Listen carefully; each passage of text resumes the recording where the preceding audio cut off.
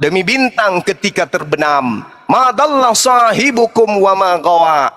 Nabi Muhammad karibmu itu tidak sesat dan tidak pula keliru. Wa ma yantiqu anil hawa, dan tidaklah yang diucapkannya itu menurut keinginannya.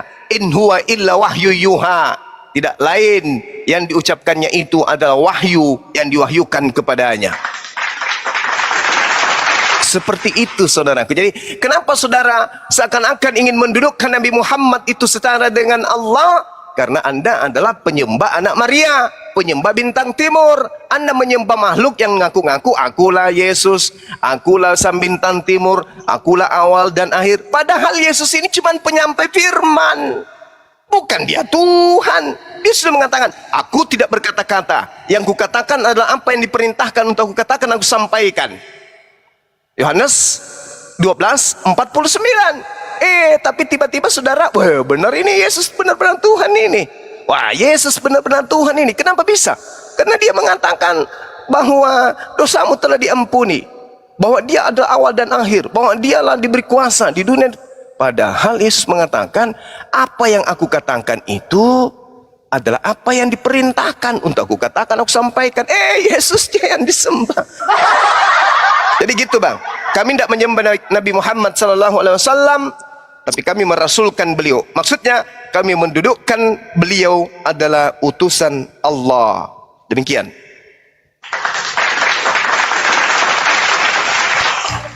Ya, oke. Begini ya, ketika Yesus berkata apa yang aku katakan itu atas dari petunjuk Allah. Nah, ketika Yesus berkata begitu, dia kan dalam posisi sebagai nabi di dunia, sebagai hamba dari Bapa. Karena kalau kita baca di setiap ayat bahwa dia itu adalah Allah yang datang ke dunia, maksudnya dia adalah bagian dari pribadi Allah yang datang ke dunia itu dalam wujud manusia, dalam posisi sebagai utusan, sebagai hamba. Maka sebagai pekerjaan, sebagai hamba, sebagai utusan, sebagai nabi, maka dia harus berkata seperti itu. Makanya ketika dia berkata seperti itu, dia dalam posisi sebagai utusan. Tetapi dia juga berkata bahwa dia adalah yang awal dan yang akhir. Karena memang pada dasarnya dia itu adalah Allah itu sendiri. Kemudian Bang Suma berkata, Nabi Musa berkata bahwa mengindikasikan ada perkataan Nabi Musa yang berkata bahwa taat kepadanya sama dengan taat kepada Allah. Padahal Nabi Musa di sini berkata bahwa taat atas perintah, atas firman yang disampaikan kepadanya, bukan taat seluruhnya kepada Nabi Musa. Yang disuruh taat itu adalah perintah-perintah yang disampaikan oleh Allah kepadanya. Makanya saya katakan tidak ada satu nabi pun yang berkata bahwa taat kepada Allah sama dengan taat kepada nabi, atau juga sebaliknya, taat kepada nabi sama dengan taat kepada Allah. Bagi kami itu ketika dikatakan sesungguhnya sesungguhnya di dalam ayat itu gak bisa diartikan bahwa itu ada kesetaraan dalam soal ketaatan. Mungkin kalau menyembah tidak, tetapi dalam soal ketaatan, makanya saya berkata bahwa Muhammad bisa dikatakan adalah wakil Allah di dunia, gambaran Allah di dunia. Karena untuk mentaati Allah yang ada di surga, kita harus mentaati Muhammad. Karena sesungguhnya mentaati Muhammad sama dengan mentaati Allah. Jadi sinilah gambaran Allah SWT itu di dunia adalah Muhammad dari ayat-ayat yang saya sampaikan tadi. Nah, Nabi Musa tidak berkata seperti itu, tetapi Nabi Musa berkata bahwa ikutlah perintah-perintah Allah, bukan ikutlah perintah-perintahnya. Sebab perintah Allah itu turun kepada Nabi Musa, bukan berarti perintah Allah itu seluruhnya kalau harus mengikuti Nabi Musa maka seluruhnya taat kepada Nabi Musa sama dengan taat kepada Allah. Tidak seperti itu, sebab Nabi Musa itu manusia, tidak bisa disamakan dengan Allah. Oke, silakan. Silakan Banyuma. Iya. Bahkan Nabi Musa itu disuruh mengaku sebagai Tuhan kepada Bani Israel. Allah mengutus Nabi Musa untuk mengatakan kepada Bani Israel, wahai Musa, katakan kepada mereka, aku adalah aku telah mengangkatmu menjadi Elohim. Nabi Musa malah diangkat menjadi Elohim, dan Harun sebagai nabimu. Itu bang. Jadi kesalahan fatal saudara, karena ingin memaksakan iman umat Islam dengan iman Kristen itu ketika memahami utusan Tuhan itu setara dengan Tuhan. Tidak begitu. Kalau kami melanggar perintah Allah, berarti kami tidak mentaati perintah Rasulullah. Karena perintah Rasulullah memerintahkan kami untuk taat kepada Rasulullah, taat kepada perintahnya. Dan tidak ada satupun perintah Rasulullah yang melanggar perintah Allah. Ada nggak perintah Rasulullah yang melanggar perintah Allah? Nggak ada. Apa yang didengarkan oleh Nabi Muhammad itu yang disampaikan kepada kaumnya. Jadi mentaati seorang gubernur sama halnya mentaati seorang presiden, di mana presiden memberikan instruksi kepada gubernur untuk menjabarkan item-item perintahnya di kabupaten atau di kecamatan atau di provinsi. Jadi mentaati gubernur sama halnya mentaati presiden. Tetapi presiden dan gubernur oknum yang berbeda, jabatan yang berbeda. Sesederhana itu. Taatlah kepadaku, kata gubernur. Taati perintahku. Karena undang-undang yang aku bacakan itu adalah undang-undang dari presiden. Kalau Anda mentaati undang-undang yang aku perintahkan kepada kalian, itu sama halnya kamu mentaati aku.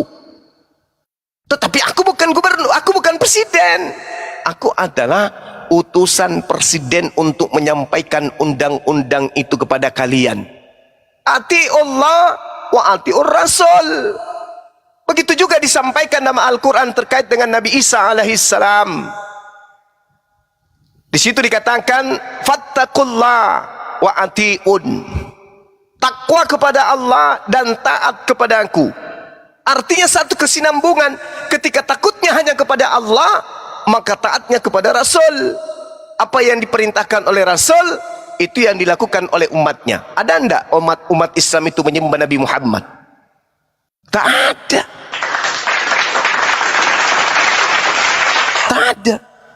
Jadi Anda salah memahami, karena Anda seakan-akan ingin mendudukkan umat Islam itu sama seperti Kristen. Gini Bung, tadi Anda mengatakan bahwa Yesus itu adalah Tuhan, pribadi, bagian dari pribadi Tuhan. Itu ilmu dari mana? Harusnya Yesus yang mengajarkan itu. Bukan Anda, bukan gereja, bukan pendeta, bukan pastor, bukan pengarang kitab saudara, bukan pengarang kitab Yohanes. Tapi Yesus yang harus mengatakan itu. Dalam Yohanes 8, Yesus mengatakan di data 42. Benar ya? Aku datang bukan atas kehendakku sendiri. Anda mengatakan dia adalah pribadi dari Tuhan itu sendiri. Kok dia mengatakan aku datang bukan atas kehendakku? Atas kehendak siapa Yesus datang? Atas kehendak oknum lain, pribadi yang lain. Berarti Yesus ini bukan pribadi Tuhan. Dia adalah utusan. Makanya di dalam kitabnya orang Yahudi dikatakan begini Bung, bukan duta, bukan utusan, ya, tetapi aku sendirilah Tuhan yang akan menyelamatkan mereka dalam segala kesesakan.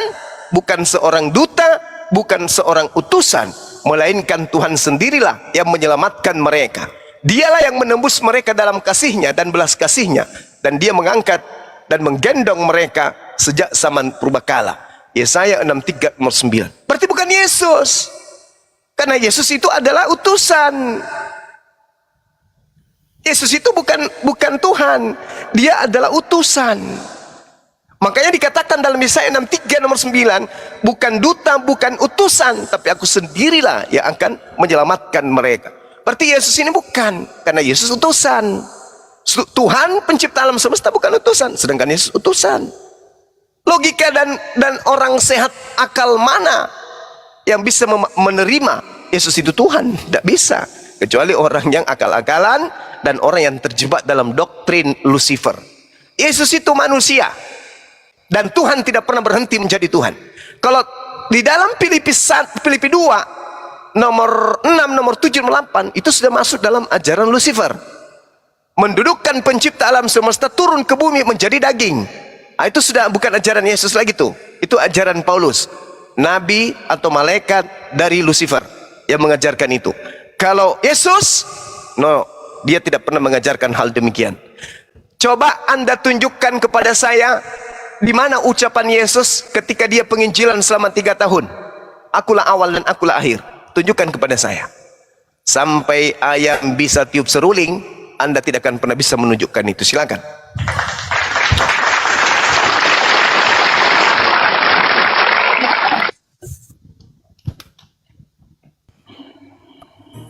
Iya, saya ada mengkopi satu kalimat yang dikatakan oleh Bang Suma, di mana Bang Suma mengkopi ayat dari, kalau tidak salah, di Yesaya.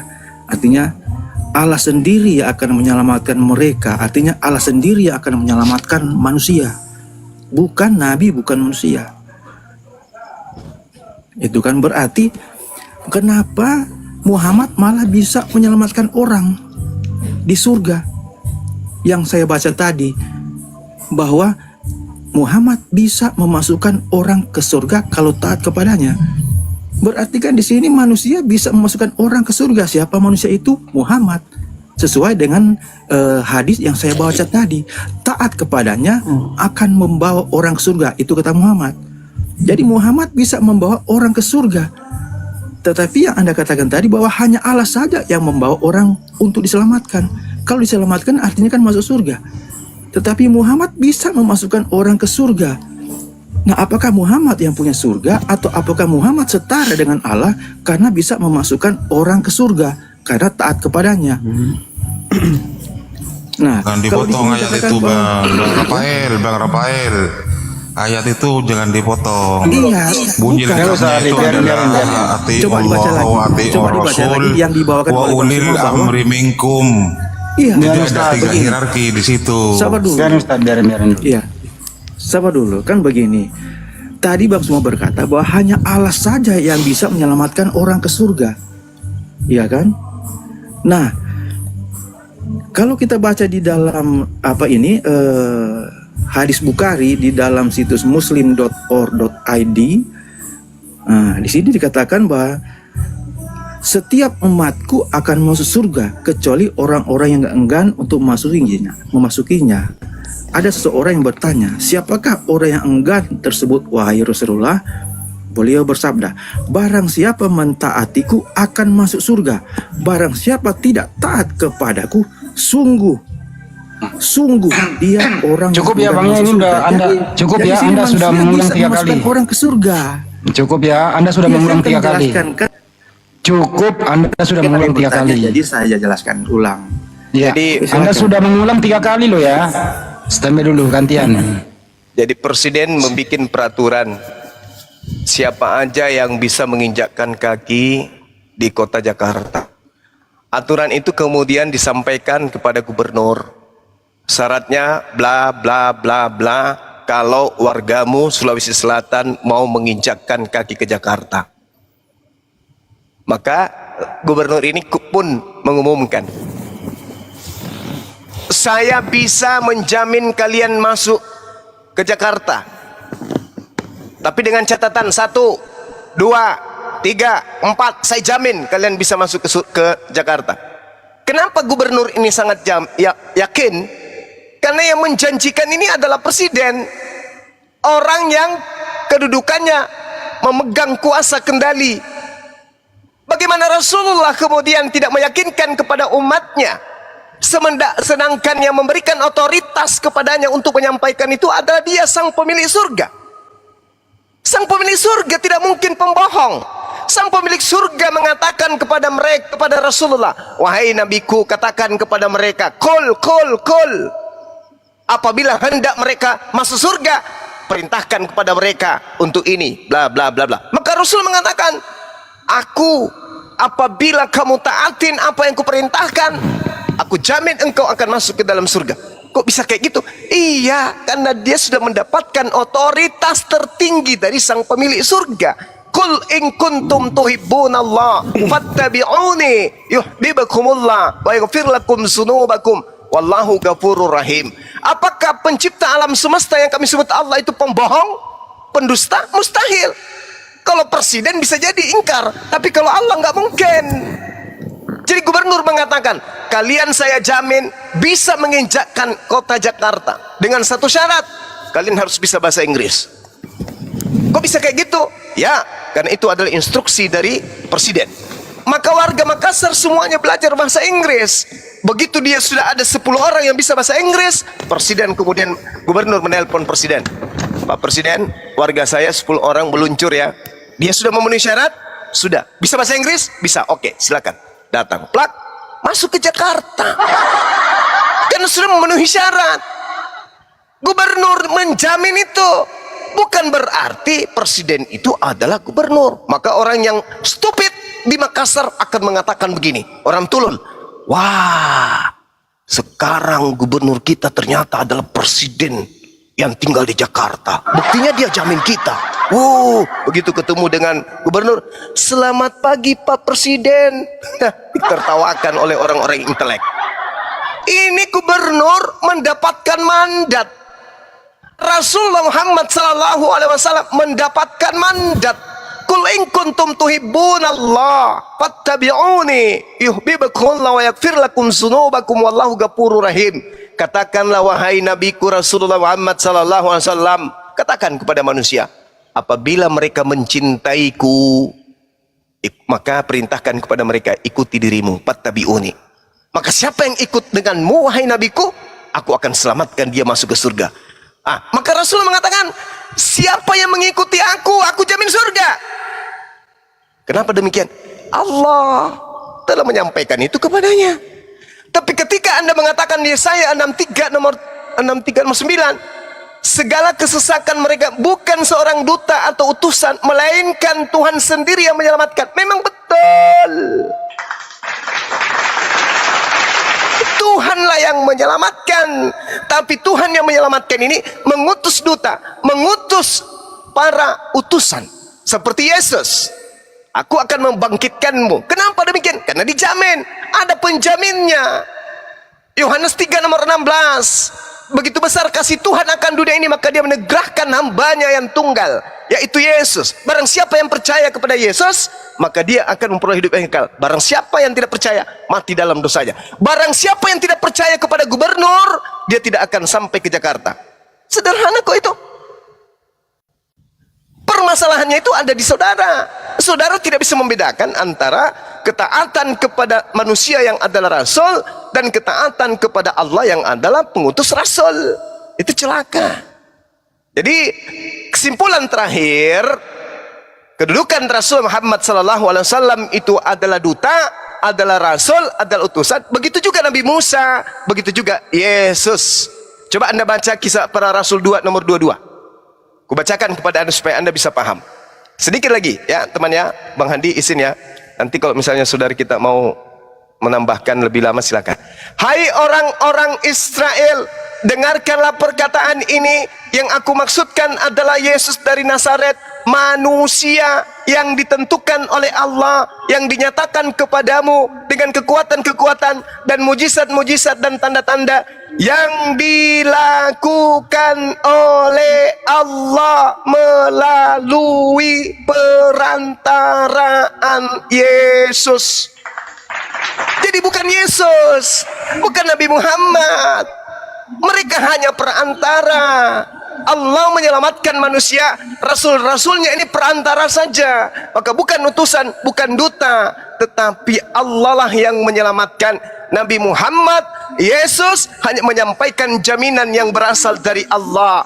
Yohanes 12 nomor 49, aku Yesus tidak berkata-kata dari diriku sendiri. Begitu juga Al-Quranul Karim surah An-Najm, Rasul Muhammad SAW bukan berkata dari dirinya sendiri, melainkan apa yang dikatakan adalah apa yang diperintahkan oleh Tuhan untuk ia katakan dan ia sampaikan ke tengah-tengah manusia. Itu sah, itu valid. Anda saja yang bermasalah, Bung. Silakan.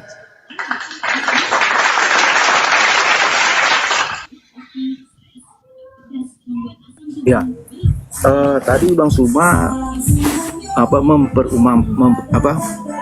perumpamannya tentang perintah presiden kepada Bro, izin saya tutup. Anda ada musik di sana, bisa menjauh dari musik? Ya, menjauh dari musik dulu kalau musik. Makin kencang musiknya bang. Iya. Teman-teman banyak yang merelay ke YouTube. Selamat malam. Lalu lo yang lain tolong ya. Musiknya Masih ada masih musiknya, bisa ya. Bang. Masih ada musiknya. Jadi jangan buka mic dulu kalau masih ada musik. Iya. musik bang. Kasihan teman-teman kita, termasuk saya juga di YouTube mendengarkan teman-teman di sana merelay apa yang kita diskusikan. Kalau begitu saya mohon diri dulu karena saya tidak bisa. Karena ada acara memang di sebelah ada. Oh di iya, baik. depan Nanti tetangga. lain Oke, saya mundurkan cari diri, waktu ya. bang, kita diskusi lagi lebih Oke. ke dalam ya. Sip.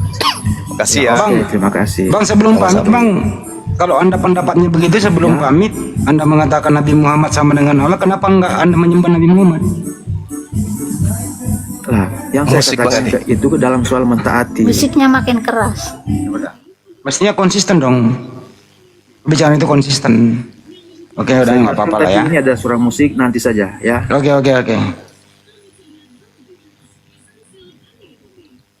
Tapi bagus juga Oke, sih Bang. pendapat anda itu. Apa ya? Dia ingin mencari draw, Banyuma ya. Ingin cari draw. Dia mau menyamakan. Iya, tapi justru itu membuka tabir siapa Yesus bang. Yesus itu penyampai firman, dia itu mulut corong. Aku tak berkata-kata dari diriku, yang kukatakan adalah apa yang diperintahkan oleh Bapa untuk aku katakan, aku sampaikan. Dunia harus tahu. Yohanes 14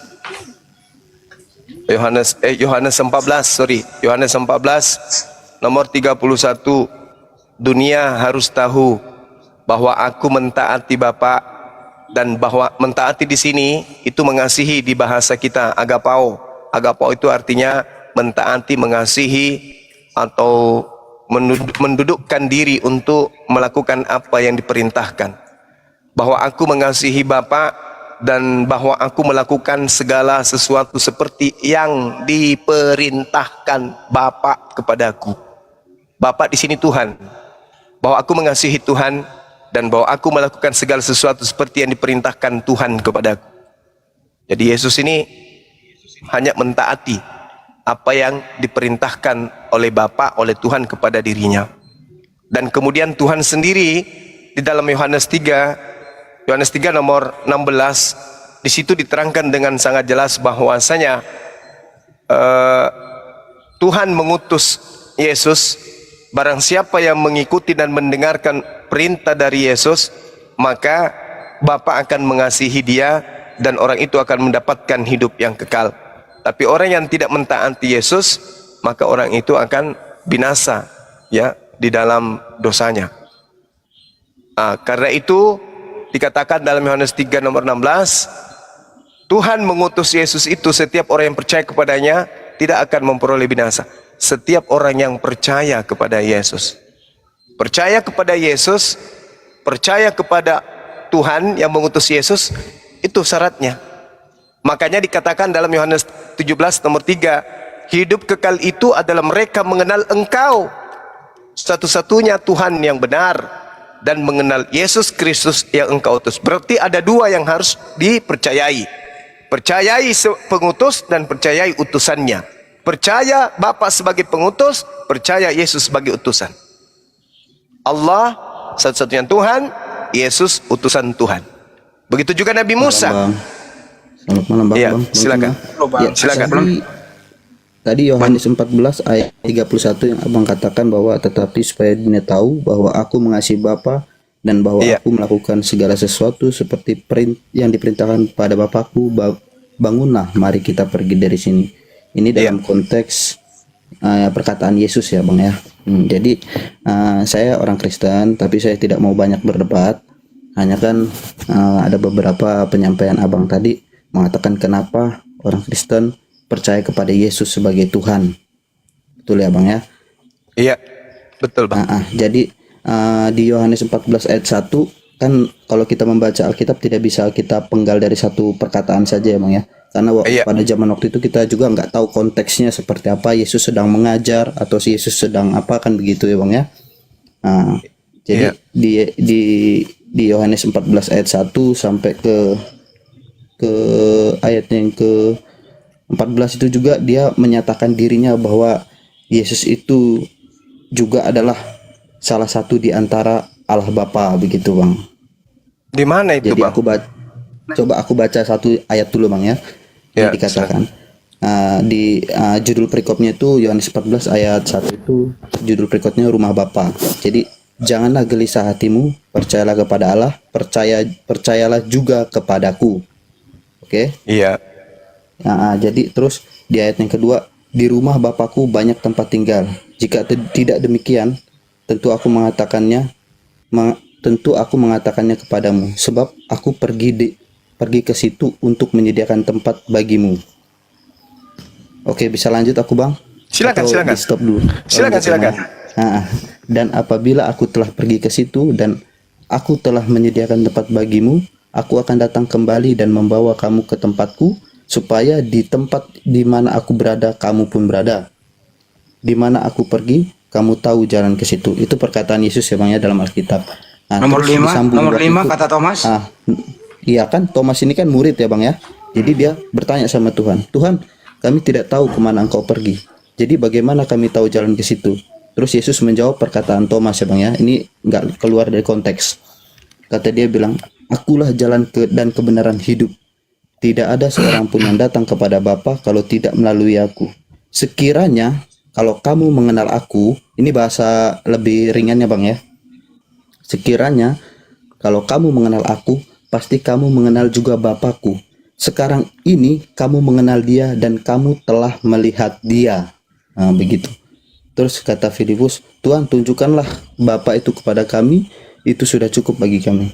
Telah sekian lama aku bersama-sama kamu Filipus, namun mengapa kamu tidak mengenal aku? Itu kalimat pertanyaan. Jadi kan si Filipus ini mau minta tunjukkanlah Bapa itu kepada kami. Tapi Yesus mengatakan, engkau sudah lama dengan saya, kenapa kamu tidak mengenal saya? Barang siapa telah melihat aku, ia telah melihat Bapa. Bagaimana engkau berkata, tunjukkanlah Bapa itu kepada kami? Itu perkataan Yesus Bang ya. Tidakkah percaya engkau bahwa aku di dalam Bapa dan Bapa di dalam aku? Artinya ada kesatuan itu Bang. Itulah yang kami bilang di kekristenan adalah Trinitas itu tadi Bang ya. Jadi tidak aku katakan dari diriku sendiri, tetapi Bapa yang diam di dalam aku, dialah yang melakukan pekerjaan. Percayalah kepadaku bahwa aku di dalam Bapa dan Bapa di dalam aku, atau setidak-tidaknya percayalah karena pekerjaanku itu sendiri. Itu bukti ya Bang ya. Itu bukti yang dikatakan bahwa Yesus itu selama 40 tahun dia di dunia, dia melakukan pekerjaan-pekerjaan yang 33 tahun, Bang. 33 tahun dia melakukan pekerjaan-pekerjaan yang datangnya dari sorga ya Bang ya, yang misi, dia kan punya visi misi ya Bang ya. Itu ayat yang ke-12. Lanjut 12, aku berkata kepadamu, sesungguhnya barang siapa percaya padaku, ia akan melakukan pekerjaan-pekerjaan yang dia lakukan juga untuk sekarang Bang ya, untuk dari dia ngomong untuk ke depan.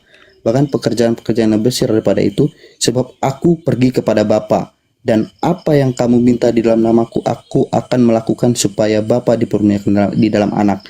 Jika kamu meminta sesuatu kepadaku dalam namamu, aku akan melakukannya. Jadi ini kenapa orang Kristen sangat percaya bahwasannya Yesus mengatakan ada jaminan yang kekal di dalam dia Bang.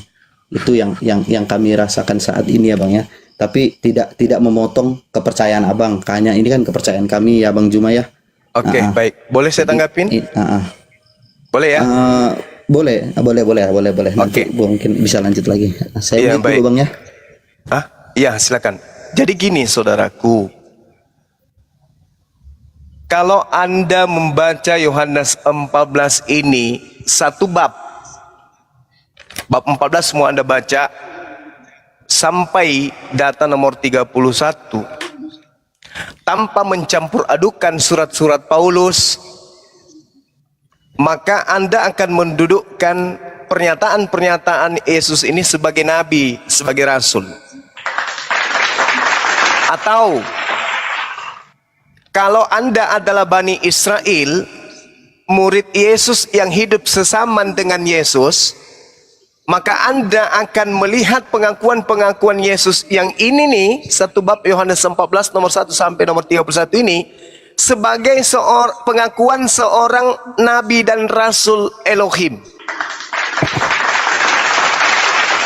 Tetapi karena Anda Kristen yang sudah didogma dari gereja, dari Bible, hal ini adalah surat-surat Paulus, doktrin dan dogma gereja, sehingga apapun yang Anda lihat ucapan Yesus, itu adalah ucapan Tuhan. Karena pada dasarnya Anda sudah terpola dalam pikiran Anda, Yesus itu Tuhan. Jadi apapun yang dikatakan, paling-paling Anda akan mengatakan, itu kan sebagai manusia, bukan sebagai Tuhan pada saat itu. Dia mengatakan itu karena dia pada saat itu sebagai manusia, makanya dia 100% manusia, 100% Tuhan. Itu karena Anda sudah terdogma. Tapi andai saja, saya ulang, andai saja Anda hidup sesama dengan Yesus, Anda bagian dari Bani Israel, muridnya. Ketika Yesus mengatakan hal ini, Anda akan mendudukkan Yesus itu sebagai Mesias.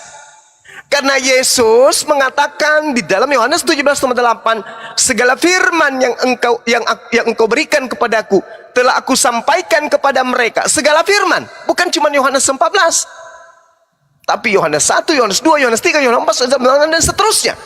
Semuanya telah aku sampaikan, dan mereka percaya bahwa engkaulah yang telah mengutus aku.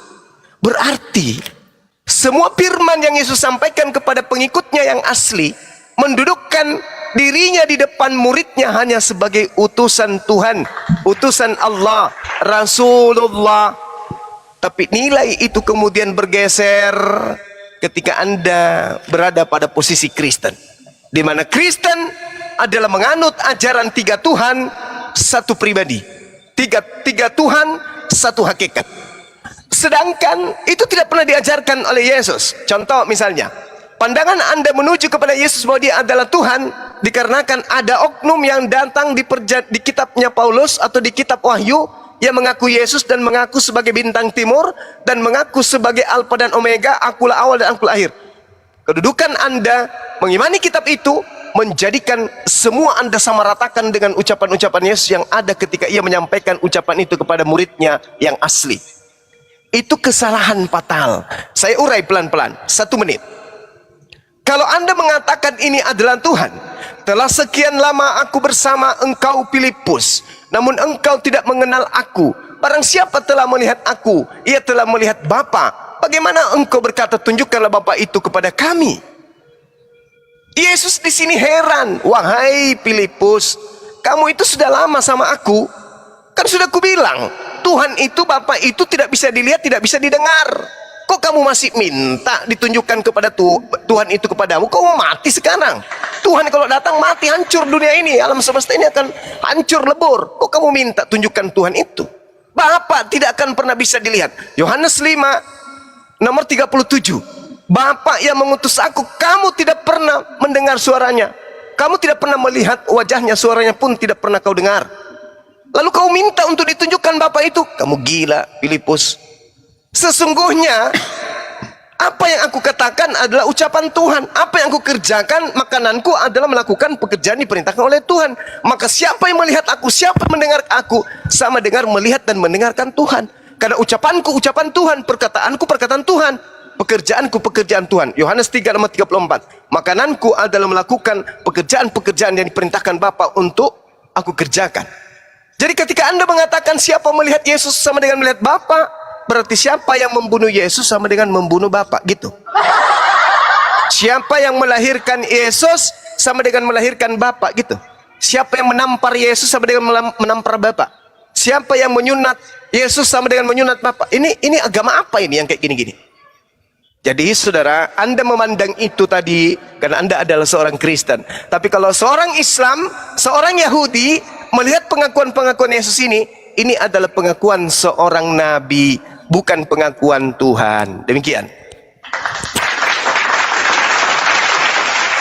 Terima kasih Bang Juma atas itu tanggapannya ya.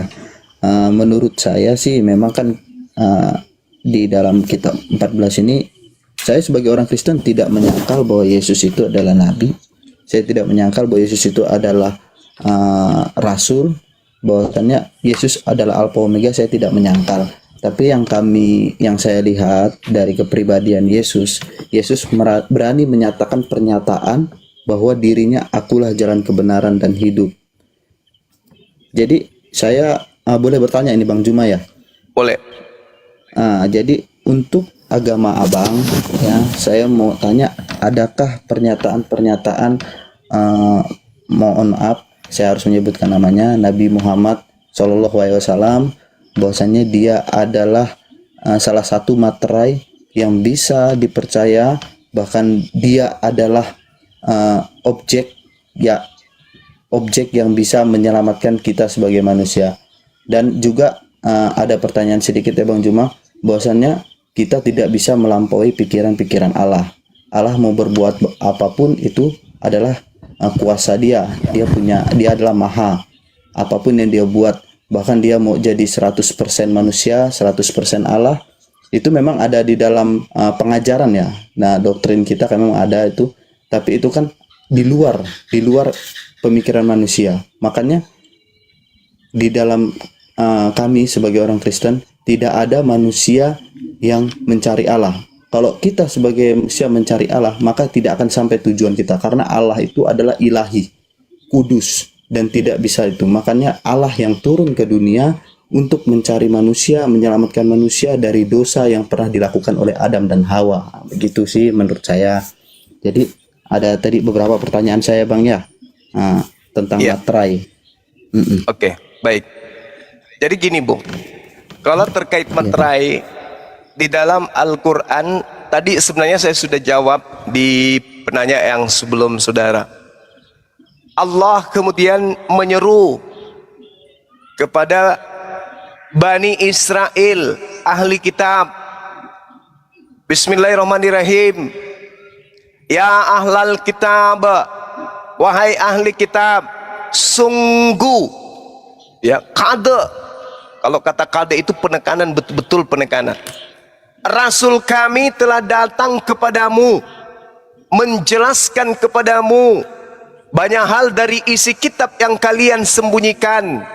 Sungguh telah datang kepadamu cahaya dari Allah dan kitab yang menjelaskan.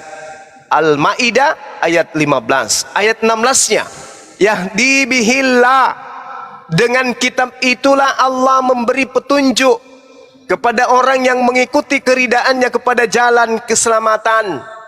Itu materai yang Allah berikan kepada Al-Quran, materai yang Allah berikan kepada baginda Rasulullah Muhammad SAW dalam Al-Quran surah Asy-Syura ayat 52. Bismillahirrahmanirrahim.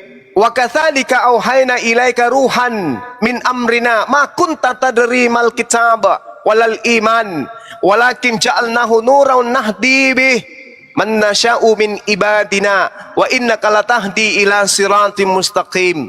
Demikianlah kami wahyukan kepadamu Nabi Muhammad roh dengan perintah kami. Sebelumnya engkau tidaklah mengetahui apakah kitab itu dan apakah iman itu, tetapi kami jadikan Al-Quran itu sebagai cahaya. Dengan itu kami memberi petunjuk siapa yang kami kehendaki di antara hamba-hamba kami. Dan sungguh engkau wahai Nabi Muhammad benar-benar membimbing seluruh umat manusia kepada jalan yang lurus. Itu salah satunya. Itu salah satunya. Wa innaka latahdi ila siratal mustaqim, kata Allah. Wa innaka latahdi ila siratal mustaqim, dan sungguh engkau benar-benar membimbing manusia pada jalan yang lurus. Wa ma arsalnaka illa kaffatan linnas, dan tiada aku mengutus engkau wahai Nabi Muhammad melainkan kepada seluruh umat manusia. Itu Al-Quran. Kalau Anda mencari materai untuk Yesus diutus untuk seluruh umat manusia, itu tidak akan pernah Anda temukan. Gimana? Ada sih sebenarnya. Cuman seperti saya lupa di mana, tapi Yesus pernah mengatakan, jadikanlah semua bangsa muridku dan baptislah dia dalam nama Allah Bapa, Putra dan Roh Kudus. Itu salah satu bentuk. 28. Jadi gini, Bangnya tadi kan yang menyatakan bahwa Muhammad ini adalah Rasul itu kan adalah Allah ya. Allah, Iya, Allah iya. Subhanahu wa taala ya kan. Betul. Nah, tapi kalau di dalam Yesus itu dia sendirilah yang menyatakan dirinya kepada manusia, ya, bukan melalui pembicaraan, oh inilah Yesus yang harus kamu, enggak, dia menyatakan dirinya sendiri, akulah jalan kebenaran dan hidup. Dia menyatakan sendiri, akulah. Makanya pada zaman Yesus orang Yahudi menentang dia karena di dalam kitab Taurat Yesus ini sudah melangkahi Allah, ya Bang ya, benar ya. Nah, jadi Yesus ini sudah melangkahi Allah, bahkan perkataan dia ini sama dengan Allah begitu. Makanya kami orang Kristen, saya udah paham maksud Bang Juma, sebenarnya saya sudah paham bahwasannya Yesus itu yang saat ini jadi perbedaan kita adalah saya mengakui Yesus itu adalah Tuhan, itu saja sebenarnya. Kalau Yesus itu adalah nabi, Yesus adalah rasul, Yesus adalah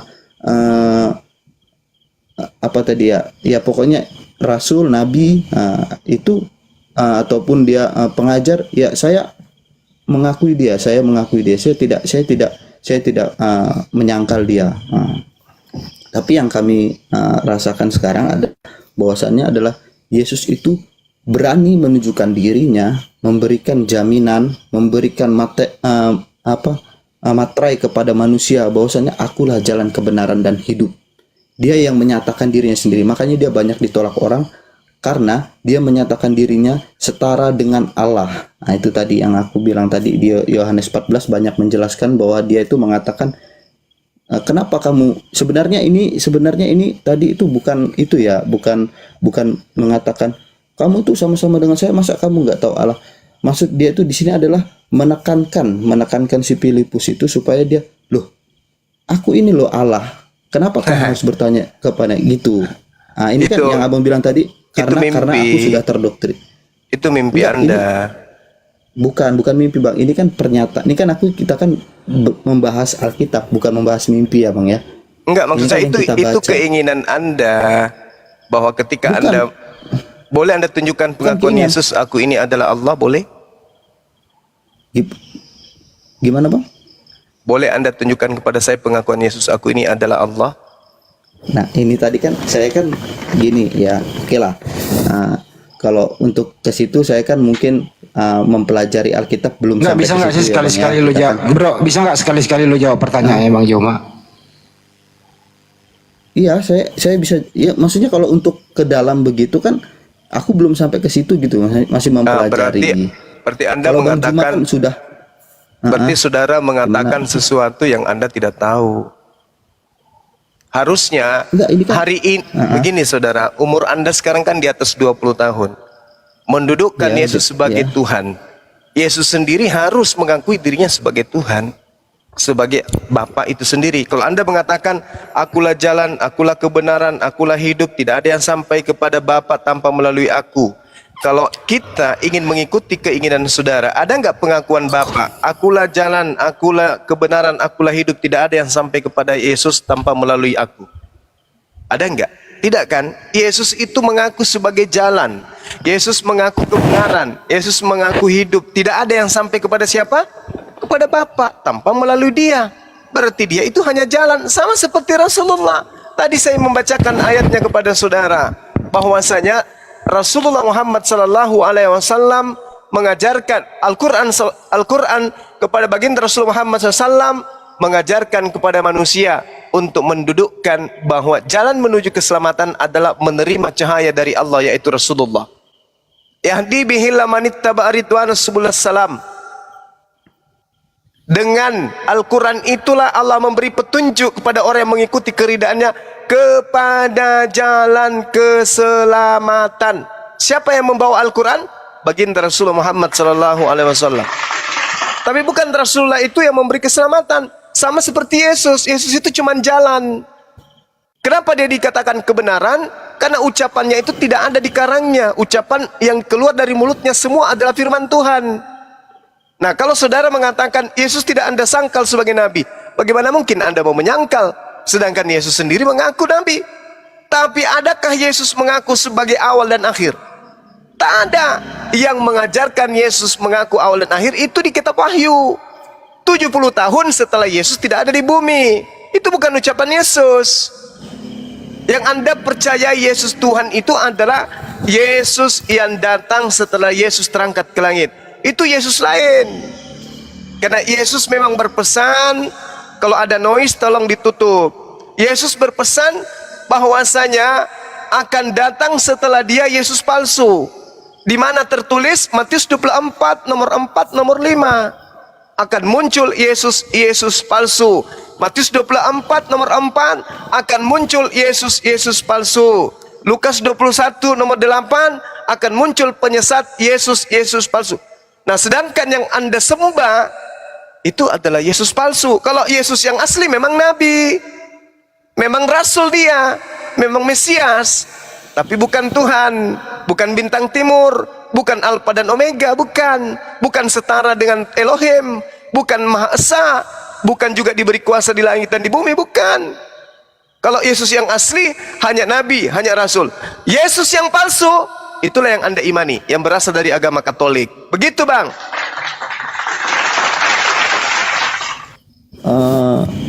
Oke Bang. Jadi tadi Abang bilang bahwasannya yang kami sembah adalah Yesus palsu. Apakah ada apa ya, bukti yang menyatakan bahwa Yesus itu palsu?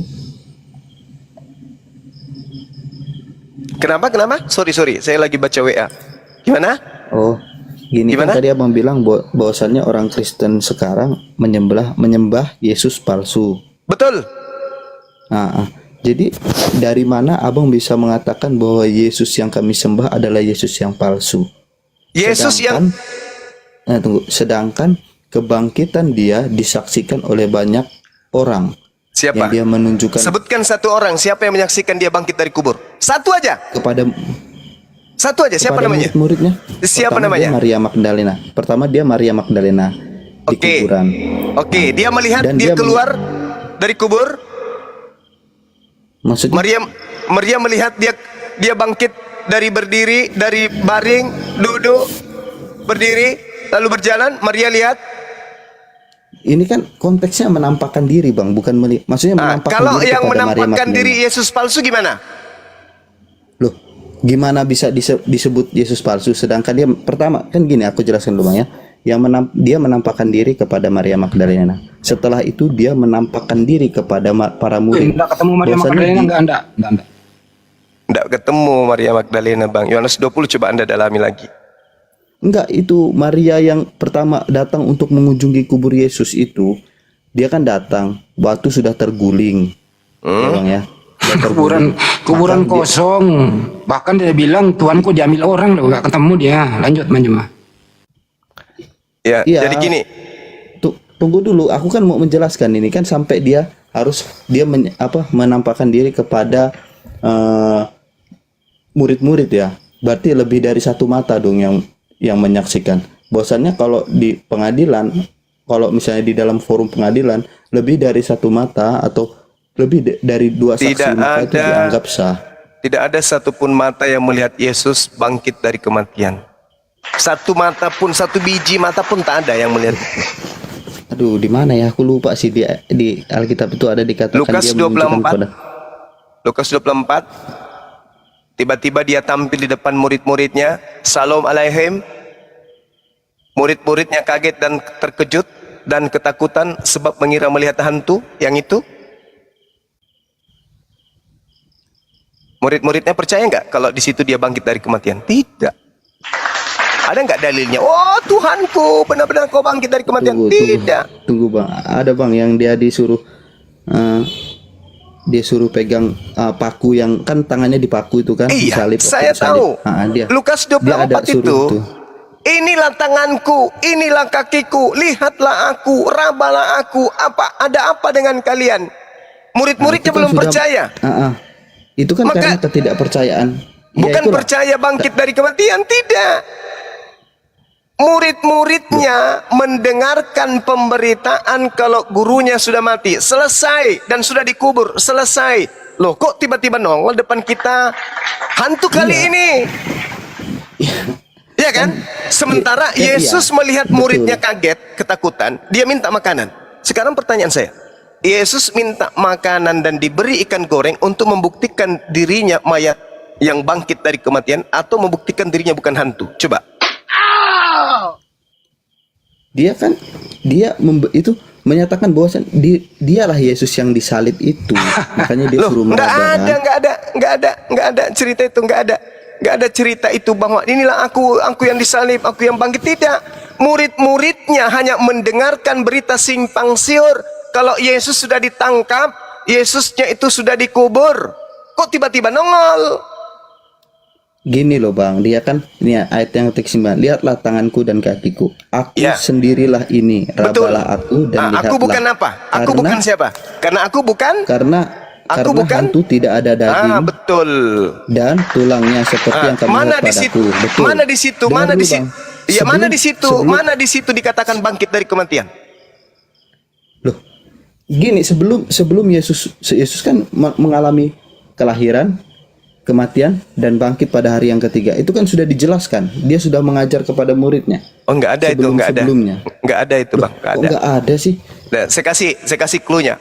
Matius 12 nomor 38 sampai nomor 40. Apa kata Yesus? Pada waktu itu berkatalah beberapa ahli Taurat dan orang Farisi kepada Yesus, Guru, kami ingin melihat suatu tanda darimu.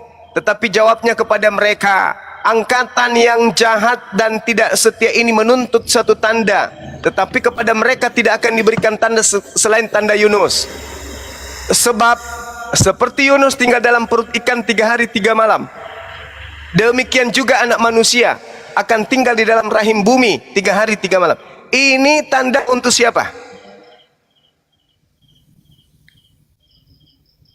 Ini tanda untuk siapa, Bang? Gimana? Yesus mengatakan orang ahli Taurat dan orang Farisi yang adalah angkatan jahat minta satu tanda, dan tidak akan diberikan satu tanda pun kepada angkatan jahat dan angkatan tidak setia ini kecuali tanda Yunus. Sebab Yunus 3 hari 3 malam dalam perut ikan, demikian juga anak manusia 3 hari 3 malam dalam perut bumi. Ini tanda untuk siapa? Si Yunus lah. Ini tanda untuk angkatan jahat. Betul? Tapi Betul? Ini ya, Bang, Enggak, saya ya? tanya dulu. Betul tidak ini Iya, angkatan betul, untuk angkatan betul, jahat? betul. Betul. Ya. Berarti orang yang percaya bangkit pada hari ketiga itu adalah angkatan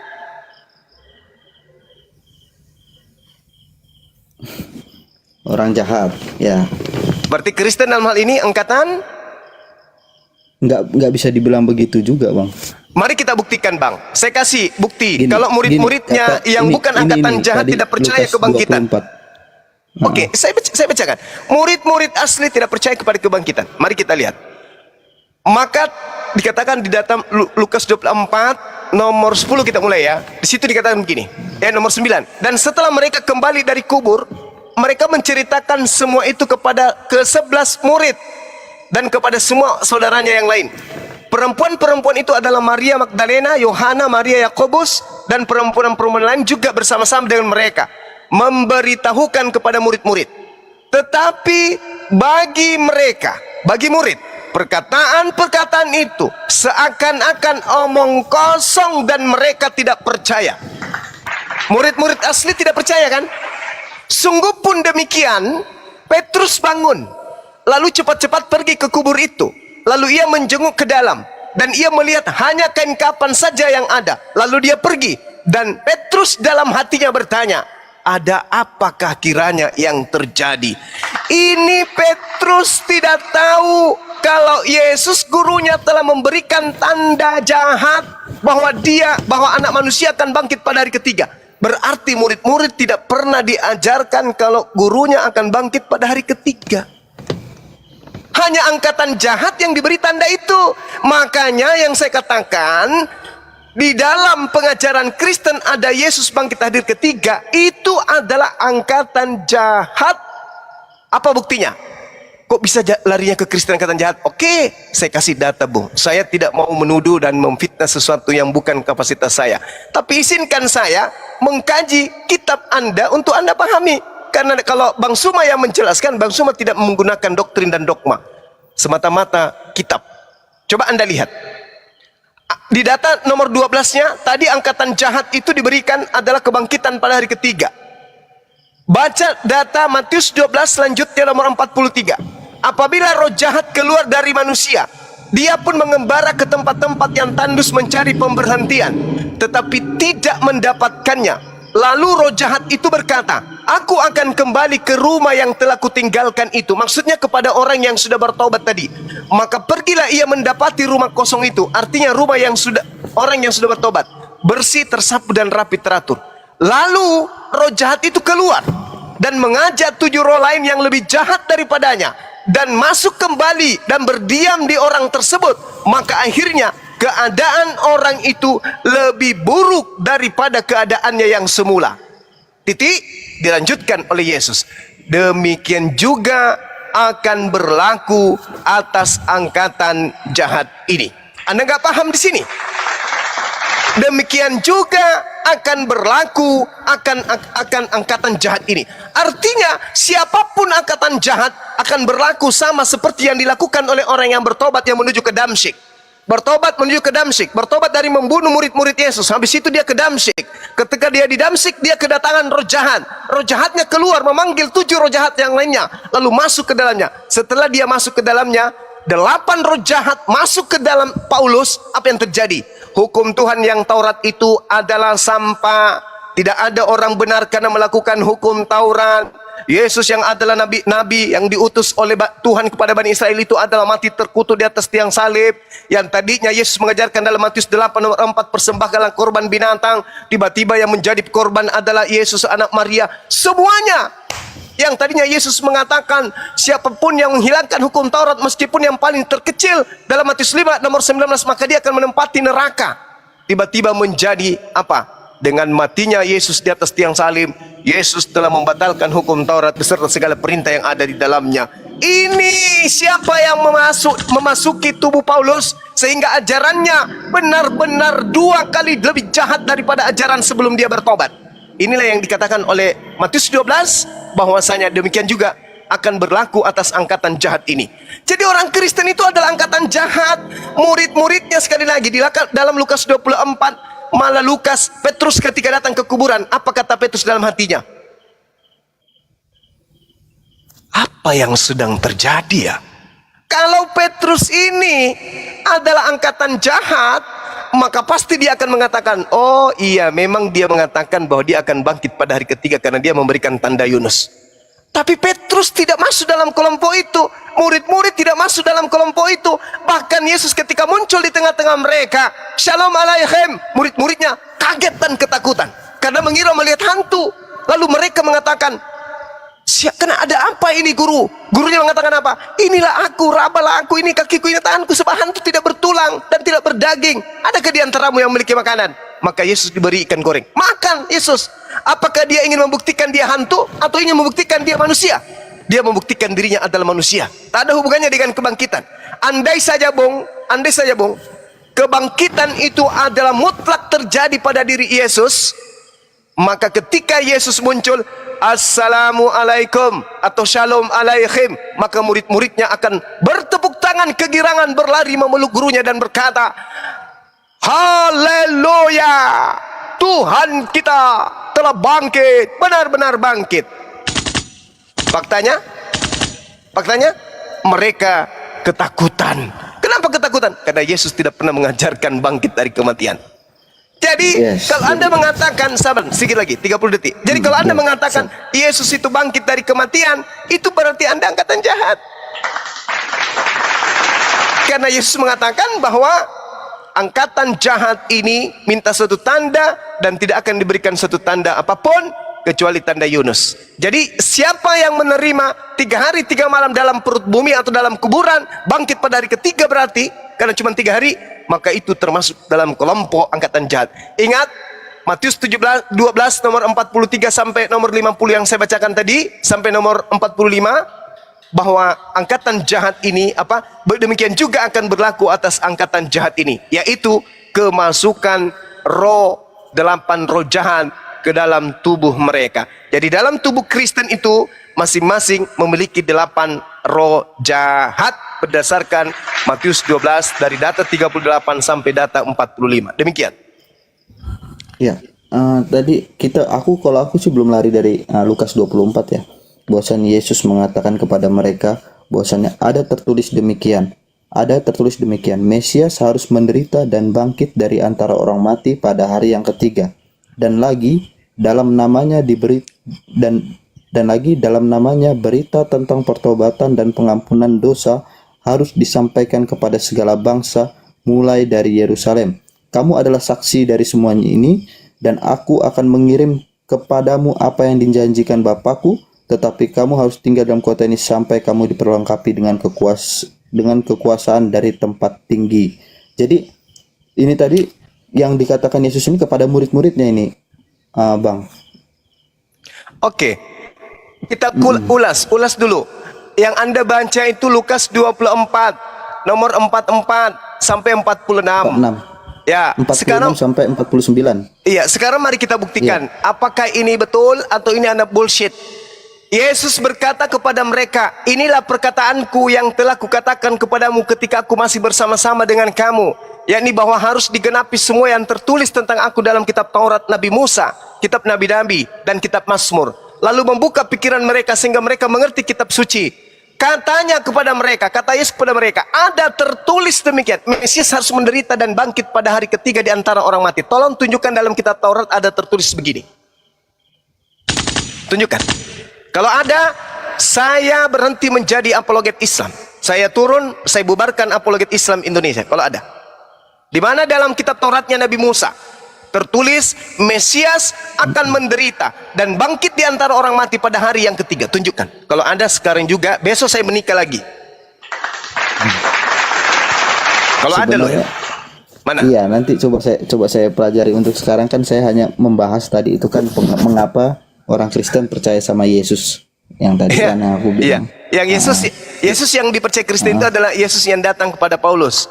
Yang mengaku, akulah Yesus yang kau aniaya. Nah itu, Yesus yang itu. Tapi kalau Yesus yang datang mengajarkan pemberitaan Injil, itu beda. Memang Yesus menubuatkan, Lukas 21 nomor 8. Waspadalah kepada penyesat yang datang kepadaku dengan memakai namaku. Penyesat datang dengan memakai namaku. Berarti penyesat itu mengaku Yesus. Ketika Paulus menuju ke Damsyik, apa kata Paulus? Siapakah engkau Tuhan? Ingat Matius 12 tadi? Ketika orang itu sudah bertaubat, roh jahat keluar daripadanya, maka roh jahat itu berjalan mencari pemberhentian di padang gurun. Lalu ia berkata, aku akan kembali ke rumah yang kutinggalkan itu. Maksudnya kembali kepada orang yang bertobat tadi dari membunuh murid-murid Tuhan. Maka pergilah ia dan mendapati rumah kosong itu, bersih, tersapu dan rapi teratur. Lalu ia keluar dan mengajak 7 roh lain yang lebih jahat daripadanya, dan mereka masuk ke dan berdiam di situ. Maka akhirnya keadaan orang itu lebih buruk daripada keadaannya semula. Demikian juga akan berlaku atas angkatan jahat ini. Angkatan jahat yang dimaksud di sini siapa tadi? Orang Farisi kan? Paulus orang Farisi atau bukan? Orang Farisi. Angkatan jahat yang dimaksud di sini ahli Taurat bukan? Paulus ahli Taurat atau bukan? Ahli Taurat. Paulus ketika berjalan ke Damsyik, benarkah dia mengaku bertemu dengan roh yang mengaku Yesus yang hanya suara dan cahaya? Benar. Siapakah engkau Tuhan? Akulah Yesus yang kau niaya. Berarti kata Yesus, waspadalah kepada penyesat yang datang kepadamu dengan memakai namaku. Lukas 10 nomor 18, Yesus melihat iblis jatuh dari langit berupa cahaya turun ke bumi. Lihat lagi bang, Yesaya 14 nomor 12. Wah bintang timur, putra matahari, putra fajar, engkau telah jatuh ke bumi. Nomor 13-nya Anda baca, dia ingin menyamai yang maha tinggi. Nomor 14-nya Anda baca, dia ingin naik menaungi melewati awan-awan untuk meninggikan tahtanya dan menyamai yang maha tinggi. Itu siapa? Helal bin Sakar ini siapa? Dia adalah iblis Lucifer. Coba Anda lihat dalam Wahyu 22 nomor 16, ada makhluk dengan membawa-bawa nama Yesus. Akulah Yesus dari tunas Daud, bintang timur gilang gebilang. Siapa yang bintang timur tadi? Iblis di dalam Yesaya 14 nomor 12 itu adalah iblis. Dan lagi-lagi ada di Wahyu 22 nomor 16 ada makhluk mengaku Yesus. Ingat pengakuan Yesus. Dalam Matius 24 nomor 24.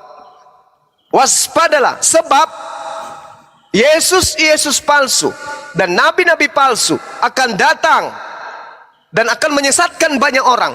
Camkanlah, aku sudah mengatakannya terlebih dahulu. Oleh karena itu, apabila ada orang berkata ada Mesias di padang gurun, ada Yesus di padang gurun, ada Mesias di padang gurun, ada Mesias dalam bilik, jangan kau percaya. Sebab kedatanganku yang kedua nanti ditandai dengan cahaya yang bersinar dari timur sampai ke barat. Berarti kedatangan yang kedua Yesus itu nanti di akhir zaman ditandai dengan cahaya yang bersinar dari timur ke barat. Maksud Yesus, kalau ada orang datang mengaku bertemu dengan Yesus, bertemu dengan aku di padang gurun, jangan kau percaya. Ingat, ke Damsyik itu adalah padang gurun. Baca di dalam 1 Raja-Raja 19 nomor 25. Kalau nggak salah. Tolong bantu saya teman-teman. Ada yang bisa menunjukkan Raja-Raja 19 nomor 25. Mudah-mudahan saya tidak keliru. Enggak Bang nyampe Handi itu ayatnya. Sampai bang, Nggak sampai nyampe bang. ayatnya, Bang. Sampai Satu bang. Sampai. Raja-Raja.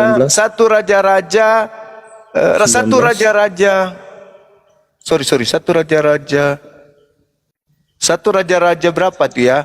Satu raja-raja 19. Satu raja-raja 19 bang. Nomor berapa itu ya?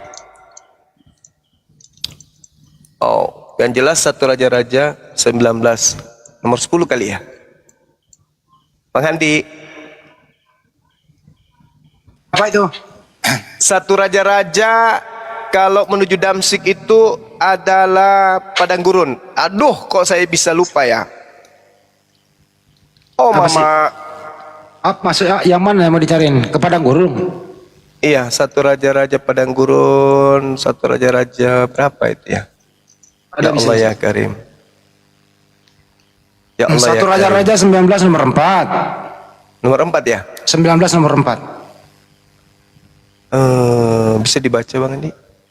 Tetapi ia sendiri masuk ke padang gurun sehari perjalanan jauhnya, lalu duduk di bawah sebuah pohon ara.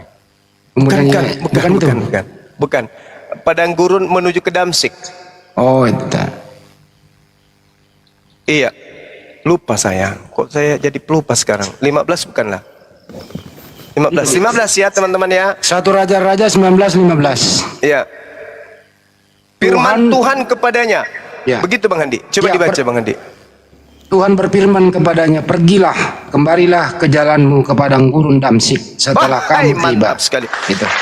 Oke. Jadi Damsyik itu adalah menuju ke Damsyik itu padang gurun. Yesus mengatakan waspadalah kepada penyesat yang datang kepadamu. Lalu kemudian waspadalah sebab apabila ada orang berkata ada Mesias, ada Yesus di padang gurun, ada Mesias dalam bilik, jangan kau percaya. Sebab, tuh kata Yesus, Mesias palsu dan nabi-nabi palsu akan datang dan melakukan mujizat untuk menyesatkan banyak orang. Sekarang di dalam Kisah Para Rasul 2, Paulus menuju ke Damsyik. Ternyata satu Raja-Raja 19 nomor 12, jalan menuju ke Damsyik itu adalah padang gurun. Nah, jadi data valid. Yesus tidak pernah mengaku akulah bintang timur. Yesus tidak pernah mengaku akulah Alfa dan Omega. Yesus tidak pernah mengaku kepadaku diberikan kuasa di surga dan di bumi. Tetapi itu muncul data-datanya setelah Yesus terangkat ke langit. Seperti itu, saudaraku. Silakan. Oke bang. Kalau untuk pernyataan abang kan abang banyak itu potong ayat ya bang ya. Sedangkan yang di sini kan yang saya bilang tadi bahwasanya Yesus itu kenapa orang Kristen percaya Yesus adalah Tuhan. Pernyataan Yesus sebelumnya ya sebelum Paulus lah ini ya kan banyak orang memperkarakan bahwasanya Kristen tuh di gini-gini sama Paulus. Tapi banyak perkataan Yesus juga yang sebelum Paulus ada sudah banyak meyakinkan kami sebagai umat Kristiani kan begitu. Iya, begini saudara, Kristen itu kan nanti ada Paulus baru Kristen ini ada. Tidak ada Kristen. Sebelum ada Paulus itu nggak ada Kalau Kristen. sejarahnya Kristen itu timbul dari sejarah gereja ya Bang ya, bukan Iya, iya, bukan justru itu. Justru Iya, itu. jadi Yesus tidak pernah makanya mendirikan kalau gereja. apa ya Bang? Yesus tidak pernah mendirikan gereja, Bang.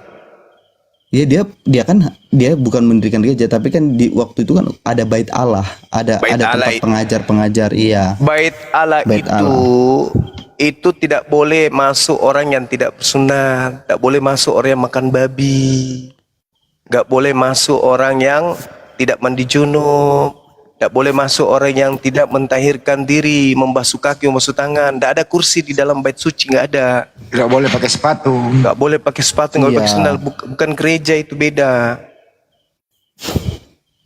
Ini kan tadi pembahasannya kan kenapa Paulus gitu kan, ini kan melalui sejarah gereja Bang sebenarnya. Kenapa Kristen itu ada, bukan karena Paulus menguar-nguarkan. Awal dari munculnya itu kan di Antioquia Bang. Jemaat mula-mula itu kan di Antioquia. Iya, siapa yang sampai di Antioquia? Yesus atau Paulus? Itu banyak orang loh Bang. Memang Paulus yang membawa ke sana, tapi dalam hal mengikuti dia itu banyak orang yang diikutin gitu Bang. Banyak orang yang sampai kepada ke sana gitu kan. Maksudnya Iya. ditanya tokohnya siapa? Tokonya di situ. Iya Paulus Paulus memang yang banyak bawa ke mau sana. dijawab. Benar, saya nggak pernah ngelak kayak tadi yang ini harus gini, enggak. Ini memang Paulus yang bawa, tapi kan di lain Paulus banyak orang yang sudah mengikuti dia. Seharusnya kalau memang Paulus sesat, seharusnya mereka harusnya menentang dia dong, kan gitu. Dan perpecahan munculnya Kristen di sejarah gereja itu bukan karena Paulus mengajar ini, enggak. Itu karena adanya ya itu sejarah gereja lah gitu.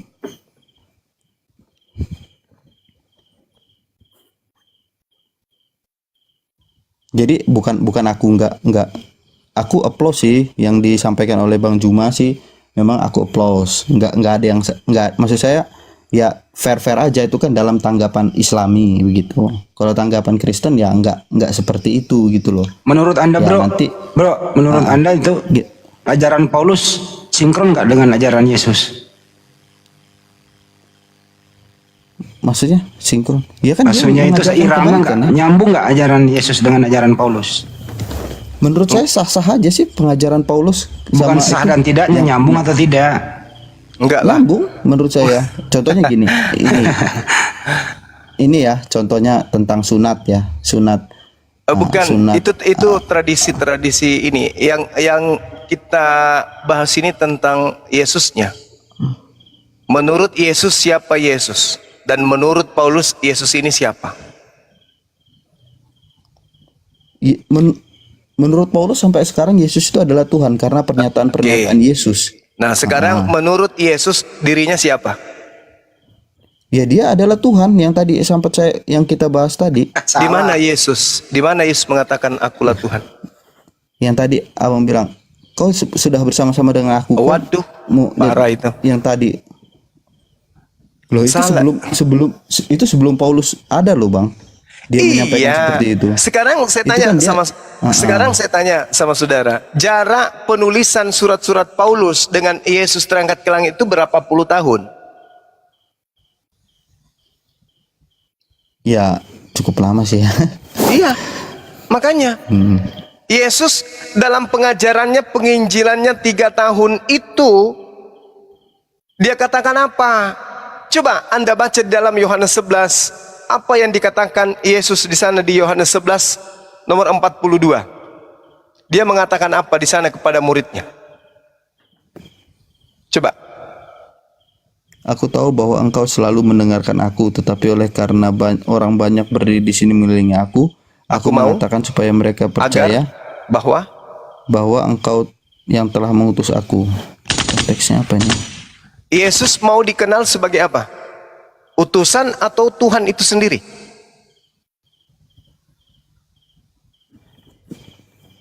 Ya utusan. Ya utusan. Aku Tapi tahu ini bahwa konteksnya lain loh ini bang. saya tahu. Saya kalau Konteks kalau kita per ayat atau per nomor gitu yang biasa Bang sebutkan, itu memang kayaknya buat canggung menganggap Yesus itu adalah Tuhan. Tapi kalau kita baca dari konsepnya, di situ Yesus Silakan. menjelaskan. Silakan Anda konsepnya gimana? Yesus menjelaskan Ini apa? Konsepnya ini kan Yesus membangkitkan Lazarus. Lazarus. Ketika membangkitkan Lazarus, dia bangkitkan dari dirinya sendiri atau dari dia yang telah mengutus dirinya? Apakah Yesus sebelum membangkitkan Lazarus dia berdoa dulu atau tidak? Berdoa dong, mengucapkan syukur Iya, dong. berdoa. Maksudnya gini Berdoa. loh, Bang. Iya, jelas. Tapi Yesus di dunia itu mengajarkan kepada pengikutnya bagaimana dia harus meminta kepada Bapa. Gitu. Pengikutnya yang Anda maksud di sini Kristen. Pengikut Kristus. Maksudnya Pengikut Kristus. yang kan Kristen ini muncul nanti setelah Paulus ke Antioquia. 20 tahun setelah Yesus. Sekarang permasalahannya murid-murid Yesus ini sebelum Paulus melantik dirinya menjadi rasul, terlebih dahulu dia membasmi murid Yesus dulu. Sekarang pengikut Yesus ketika Yesus ini mengajar di Galilea, pengikutnya mendudukkan Yesus ini sebagai nabi, rasul. Orang-orang Yahudi itu menunggu Mesias, bukan menunggu Tuhan. Maka yang datang Yesus itu sebagai Mesias, bukan sebagai Tuhan. Inti dari ajarannya ketika dia datang kepada Bani Israel, Bung, ada dua kelompok. Yang pertama kelompok yang menerimanya, yang kedua kelompok yang menolaknya. Kristen belum ada. Kristen bukan kelompok dari sini. Kristen itu muncul nanti belakangan. Nah, ketika Yesus datang di tengah-tengah Bani Israel, ada dua kelompok dari satu komunitas, yaitu Yahudi. Kelompok yang pertama menerima Yesus, kelompok yang kedua menolak Yesus. Yang menerimanya ini bukan menerimanya Tuhan, menerimanya sebagai Mesias. Yang tidak menerimanya inilah yang memberontak, ingin membunuh sang Mesias. Sehingga ketika ada propaganda mereka buat makar membunuh sang Mesias yang diterima belasan orang ini, mereka mengupayakan kemudian segala siasat dan tipu muslihat untuk menjerat Yesus agar mati. Nah, upaya mereka ini digagalkan oleh Allah. Allah mengangkatnya ke atas, ke surga, ke langit. Selesai perkara. Buku ditutup. Selesai. Tidak ada lagi masalah. Nah, berjalannya waktu 5 tahun, 10 tahun, 15 tahun, 20 tahun, sampai kemudian muncul orang-orang Farisi menulis-nulis surat, menjual cerita-cerita tentang oknum disalib, bangkit dan bla bla bla bla, dijual ke Roma. Maka terbentuklah agama Katolik. Makanya tidak ada benang merah antara Yahudi dan Kristen sudah 2000 tahun tidak bersatu karena memang sejatinya tak ada hubungannya. Itu Anda harus paham. Kalau Anda tidak percaya, coba kita baca Yohanes 11 dari data 45. Banyak di antara orang-orang Yahudi yang datang melawat Maria dan menyaksikan sendiri yang telah dibuat oleh Yesus kepadanya.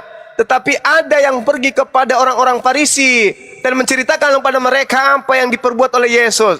Lalu imam-imam kepala dan orang-orang Farisi memanggil mahkamah agama untuk berkumpul. Dan mereka berkata, apa yang harus kita perbuat? Sebab Yesus ini berbuat banyak mujizat.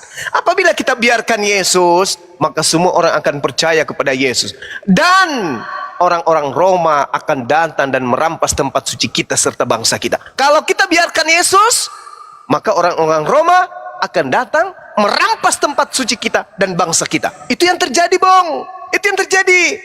Tetapi seorang di antara mereka, yaitu Kayafas, imam besar pada tahun itu, berkata kepada mereka, kamu tidak tahu apa-apa dan kalian tidak insaf, bahwa lebih berguna bagimu jika satu orang mati, yaitu Yesus, untuk bangsa kita daripada seluruh bangsa kita ini binasa.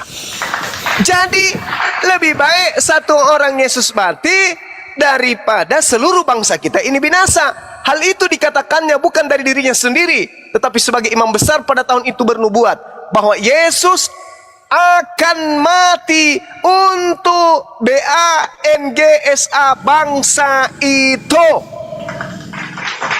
Imam besar Kayafas pada tahun itu bernubuat bahwa Yesus akan mati untuk bangsa itu, dan bukan hanya untuk bangsa itu saja, tetapi juga untuk mengumpulkan dan mempersatukan anak-anak Elohim yang bercerai-berai. Maksudnya keturunan Yakub yang sudah bercerai-berai.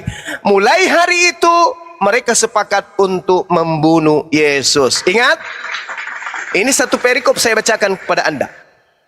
Mereka sepakat membunuh Yesus sebab kalau Yesus mereka tidak bunuh, orang Roma tidak akan datang. Orang Roma akan datang merampas tempat suci mereka dan merampas bangsa mereka. Supaya itu tidak terjadi, maka Yesus harus mati untuk bangsa Israel, bukan untuk orang Kristen.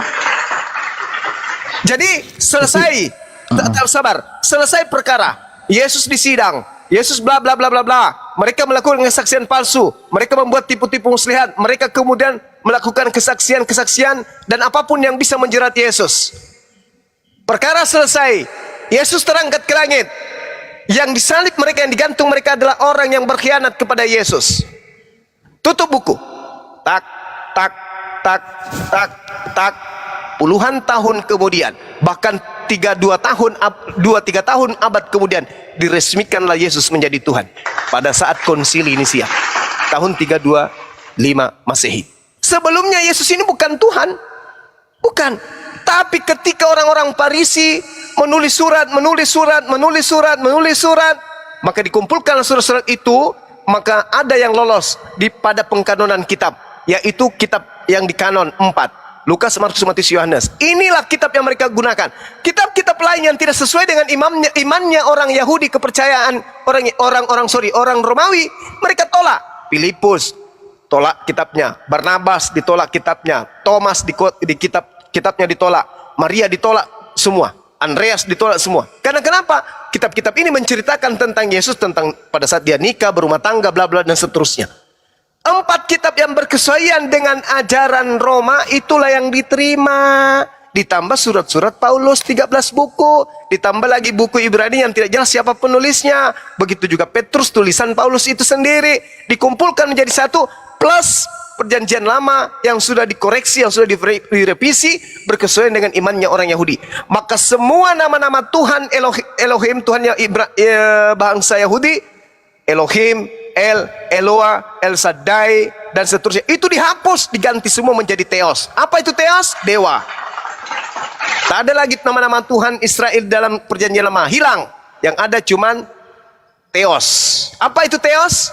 Artinya dalam bahasa Indonesia adalah dewa, bukan Tuhan. Nah, sehingga lahirlah Kristen. Jadi tidak ada hubungannya. Makanya Islam datang meluruskan ajaran Nabi Isa yang dibelokkan oleh ahli kitab, lahirlah Kristen. Itu yang perlu Anda pahami. Iya. Makanya kalau Anda cari, Bung, kalau Anda cari 10 detik, kalau Anda cari pengakuan Yesus, akulah Alfa dan Omega, kepadaku diberi kuasa di dunia di akhirat, aku awal dan akhir, akulah bintang timur, itu tidak akan Anda temukan. Itu muncul nanti belakangan, puluhan tahun setelah Yesus itu tak ada di bumi. Oke, silakan. Nah, kalau menurut saya sih ya Bang Jumaya, tadi kan itu kan pernyataan-pernyataan mereka ya. Berarti berbeda dengan visi misi Yesus yang kami anggap adalah sebagai Tuhan yang datang untuk menebus dosa-dosa umat manusia. Nah, ini bahaya itu. Silakan. Dan gini, bukan bahaya bagi kami, itu sih pendapat Anda ya. Karena Yesus sudah beberapa kali menunjukkan bahwa keilahian Dia. Nah, membangkitkan orang mati, dia apa ya? Dia mengajarkan tentang kealahan, keilahian Dia gitu. Jadi yang disampaikan oleh Bang Juma tadi itu adalah tentang apa yang mereka rencanakan, tapi di visi misi Yesus itu adalah mati di kayu salib untuk menebus dosa-dosa manusia gitu. Dan juga tadi dikatakan di ini tadi mana ya, di Lazarus tadi ya Bang ya, ada dikatakan akulah kebangkitan dan hidup di Yohanes 11 ayat 25. Akulah kebangkitan dan hidup, barang siapa percaya kepadaku ia akan hidup walaupun ia sudah mati, dan setiap orang yang hidup dan yang percaya kepadaku tidak akan mati selama-lamanya. Percayakah engkau akan hal ini? Dia bertanya kepada Marta. Jawab Marta, ya Tuhan, aku percaya bahwa engkaulah Mesias, anak Allah, dia yang akan datang ke dalam dunia. Itu udah dijawab sama Marta. Aku percaya bahwa Iya, engkau adalah Mesias. Iya, Mesias. Bukan Tuhan kan? Mesias, sang juru selamat yang bisa menebus. Ya gini, yang bisa menebus dosa manusia itu siapa kalau bukan Tuhan? Di mana dalilnya Yang bisa- Yesus menebus dosa? Tolong tunjukkan di mana akulah yang menebus dosa manusia, mana dalilnya? Ini saya tanya dulu, upah dosa apa? Upah dosa. Upah dosa adalah maut. Kalau tidak percaya Yes. Yesus itu sebagai Mesias. Ya, gini, upah dosa adalah maut. Maut Iya. itu meminta Kematian, apa? neraka. Kematian kan, Bang? Neraka, Kematian. iya, betul. Iya. Nah, manusia kalau tidak ada penebusan, maka dia akan masuk ke dalam neraka. Sekarang tunjukkan di Yesus mana mau enggak gini, Bang. Yesus mau ciptaannya itu tidak masuk ke dalam hal itu. Dia Iya, harus Anda ngarang mengorbankan bebas. dirinya. Bukan ngarang bebas. Di Dia bilang, mana "Akulah di mana kebangkitan." dalilnya Yesus mengatakan bahwa dia pencipta? Aduh, muncul. Saya kadang jengkel kalau nipu-nipu orang itu. Jengkel saya. Bukan nipu loh, Bang. Di mana Ini loh, dalilnya Yesus menciptakan? Kami di dalam Alkitab kami lah, ini Yohanes 11 ayat 25 dengar. Akulah kebangkitan dan Akulah hidup. kebangkitan dan hidup.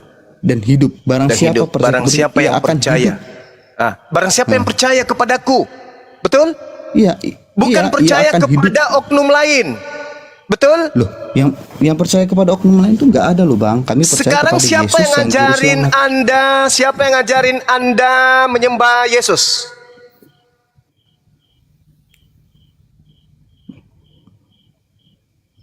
Maksudnya gimana, Bang?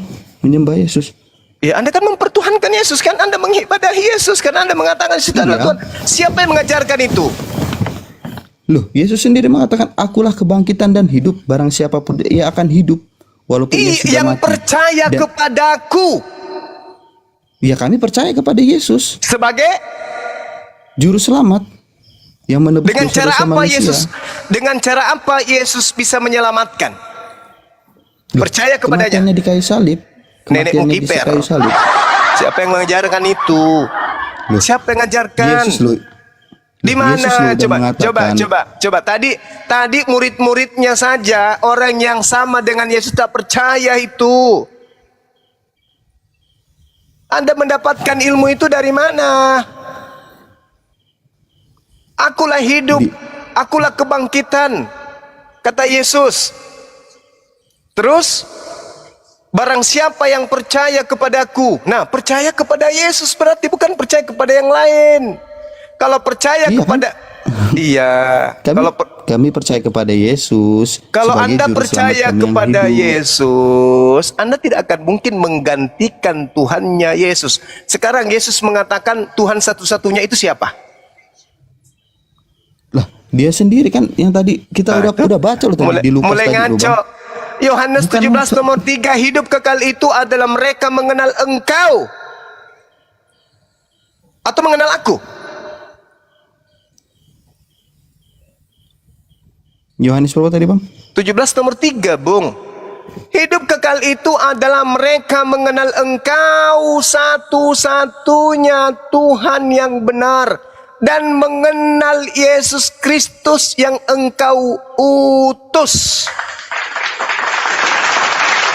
Berarti Yesus dikenal sebagai apa? Utusan. Makanya, aduh gimana ya saudara saya ini. Akulah kebangkitan dan hidup. Barang siapa yang percaya kepadaku, ia akan hidup walaupun ia sudah mati. Dan setiap orang yang hidup dan yang percaya kepadaku tidak akan mati selama-lamanya. Percayakah engkau akan hal ini? Maria mengatakan, ya Tuhan, aku percaya bahwa engkaulah Mesias, anak Allah, dia yang akan datang ke dalam dunia. Jelas sekali kok. Iya, Bang, betul. Yang dikatakan bahwa Yesus adalah utusan Allah. Memang betul. Itu dalam konteks kemanusiawian dia. Kan udah tadi ini sudah masuk ke ajaran Kristen ini. Kalau sudah bawa-bawa Iya. kemanusiaan dia, keilahian dia, itu masuk ke ajaran Paulus. Loh, bukan ajaran Yesus lagi. Bukan ajaran Paulus. Sekarang begini, Bang. Siapa yang bisa membatasi kuasa Allah? Allah mau berbuat apa, siapa yang bisa membatasin? Kalau Allah mau berbuat demikian, maka jadilah demikian, kan begitu? Maksudnya Anda ingin menjual bahwa Maria melahirkan Tuhan, gitu? Bukan, maksud saya yang Abang bilang tadi, bahwasanya Yesus itu ini. Kalau Yesus mau, kan Yesus kami bilang, dia mengatakan seperti ini, mengajarkan bahwasanya dia itu juga manusia, dia juga ilahi. Itu siapa yang mengajarkan Anda bahwa dia juga ilahi? Loh, Yesus sendiri bisa melakukan mukjizat, itu keilahiannya. Mengubah air menjadi anggur, membangkitkan orang mati, memberi makan 5.000 orang dengan 2 roti dan 5 ikan. Oke, baik. Gitu. Baik. Oke, baik. Saya hargai. Sekarang pasang kuping baik-baik. Yohanes 5:36. Tetapi aku mempunyai suatu kesaksian yang lebih penting daripada kesaksian Yohanes, apalagi hanya kesaksian jemaat gereja, yaitu segala pekerjaan yang diserahkan Bapa kepadaku, supaya aku melaksanakannya. Pekerjaan itu juga yang kukerjakan sekarang, dan itulah yang memberi kesaksian tentang aku, bahwa Bapa yang mengutus aku. Bapa yang mengutus aku.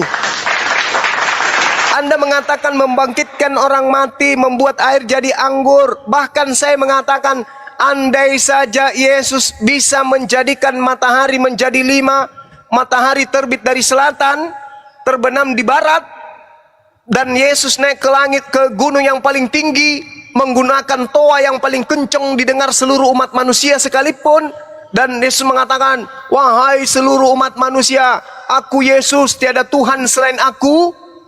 Maka orang berakal tidak akan pernah mendudukkan Yesus itu sebagai Tuhan. Kenapa? Karena Yesus berkata atas perintah Tuhannya. Ini aku bersaksi, aku mempunyai suatu kesaksian yang lebih penting dari kesaksian Yohanes, yaitu segala pekerjaan. Pekerjaan yang dimaksud di sini adalah mujizat. Mujizat yang diberikan, yang diserahkan Bapa kepadaku supaya aku melakukannya di depan orang-orang Yahudi. Pekerjaan itulah yang bersaksi tentang aku, bahwa Bapa yang telah mengutus aku.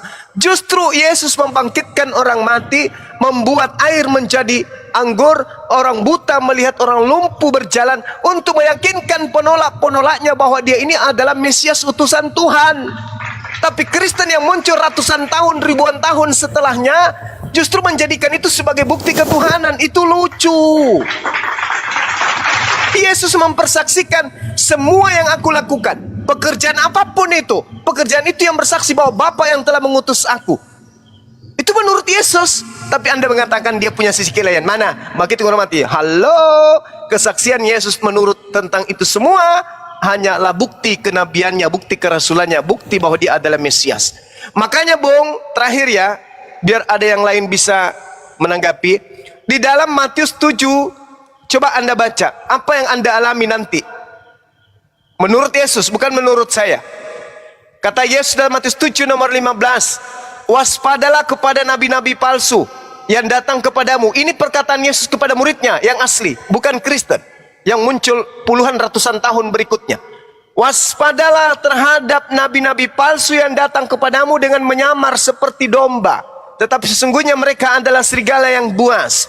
Dari buahnya kamu akan mengenal mereka. Dapatkah orang memetik buah anggur dari semak duri, atau buah ara dari rumput duri? Demikianlah setiap pohon yang baik menghasilkan buah yang baik, sedangkan pohon yang tidak baik menghasilkan buah yang tidak baik. Tidak mungkin pohon yang baik itu menghasilkan buah yang tidak baik, walaupun pohon yang baik itu menghasilkan buah yang, atau pohon yang tidak baik itu menghasilkan buah yang baik. Dan setiap pohon yang tidak menghasilkan buah yang baik pasti ditebang dan dibuang ke dalam api. Jadi dari buahnya kamu akan mengenal mereka. Bukan setiap orang yang berseru kepadaku Tuhan, Tuhan akan masuk ke dalam kerajaan langit, melainkan dia yang melakukan kehendak Bapakku yang ada di langit. Pada hari terakhir banyak orang akan berseru kepadaku Tuhan, Tuhan, bukankah kami telah bernubuat demi namamu, mengusir setan demi namamu, mengadakan mujizat demi namamu juga? Pada waktu itulah aku akan berterus terang kepada mereka dan berkata, aku tidak pernah mengenal kamu, enyahlah daripadaku, kalian semua adalah pembuat kejahatan. Ini kata Yesus nih, dari buahnya kau Yes. bisa mengenal. Apa buahnya Yes, menurut betul. Yesus? Buahnya apa? Loh, Yesus mengajarkan apa bang? Kasih. Tidak ada Kasihlah kasih. sama Jangan Anda tambah-tambahkan. Buah dari enggak. Buah dari Maksudnya buah. Dari buah nabi palsu itu kamu dapat melihatnya, yaitu memanggil aku Tuhan, bernubuat pakai namaku, mengusir setan pakai namaku, bermujizat pakai namaku. Itu buahnya. Pada waktu itulah aku akan berterus terang kepada mereka dan berkata kepada mereka, aku tidak pernah mengenal kalian, enyahlah daripadaku, kamu semua adalah pembuat kejahatan. Ini buahnya di mana? Di Kristen atau di Islam? Nih, Kok tidak loh? mungkin pohon yang baik itu menghasilkan buah yang tidak baik, ataupun Oke. pohon yang tidak baik itu menghasilkan buah. Sekarang Yesus mengajarkan kebaikan. Dia Enggak, mengajarkan kasih. bukan asumsi di sini. Kita jangan berasumsi. Dari buahnya kamu bisa mengenal mereka. Buahnya apa? Memanggil aku Tuhan. Betul? Bermujizat pakai namaku. Betul? Bernubuat pakai namaku. Betul? Mengusir setan pakai namaku. Apa kata Yesus? Pada waktu itulah aku akan berterus terang kepada mereka. Aku tidak mengenal engkau. Kalian enyahlah daripadaku. Kalian semua adalah pembuat kejahatan. Dari buahnya, mana buahnya di sini? Sholat, memanggil Yesus Nabi, memanggil Yesus Mesih. Ada? Nggak ada. Yang disebut di sini, dari buahnya kau mengenal mereka. Bukan setiap orang yang memanggil aku Tuhan. Ada dua kelompok yang memanggil Yesus itu Tuhan. Kelompok yang pertama adalah murid aslinya. Murid asli memanggilnya Maran atau Mar atau Kurios. Orang Kristen juga memanggil Maran atau Kurios, bahkan dilebih-lebihkan menjadi Tuhan. Maka Yesus mengatakan, dua kelompok ini salah satunya adalah buah dari nabi palsu. Tidak semua orang yang memanggil aku Tuhan itu adalah dari pohon yang baik. Ada juga yang memanggil aku Tuhan tapi dari pohon yang tidak baik. Tanda-tandanya memanggil aku Tuhan, bermujizat pakai namaku, bernubuat pakai namaku, mengusir setan pakai namaku, tetapi tidak melakukan kehendak Bapakku yang ada di surga. Coba Anda baca. Bukan setiap orang yang berseru kepada aku Tuhan akan masuk ke dalam kerajaan surga, melainkan dia melakukan kehendak Bapakku yang di surga. Saya mau uji, atas kehendak siapa Anda ke gereja hari Minggu? Hari Ingat? Sabat kan? Sabat hari apa? Hari perhentian. Sabat itu hari apa? Hari perhentian. Hari Sabat ketujuh. itu Hari ketujuh. Hari ketujuh itu hari Hari apa? ketujuh. Hari ketujuh itu hari apa? Lah ya bisa dihitung lah. Hari Minggu lah. Ya. Hari Ahad. Hari Ahad itu hari pertama hari Minggu. Hari Sabat itu Ya, hari memang. Sabtu. Itu hari ketujuh. Hari Sabtu itu hari ketujuh. Bukan hari Minggu. Hari Minggu itu adalah Sunday, hari Dewa Matahari, hari penyembahan dan hari rayanya, hari pesta-pestanya orang Roma Yunani adalah hari Sunday, hari Minggu. Kalau hari Sabat itu hari Sabtu. Itu yang pertama. Atas kehendak siapa Anda kemudian makan babi?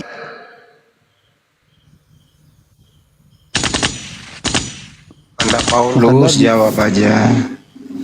Atas kehendak siapa Anda tidak bersunat?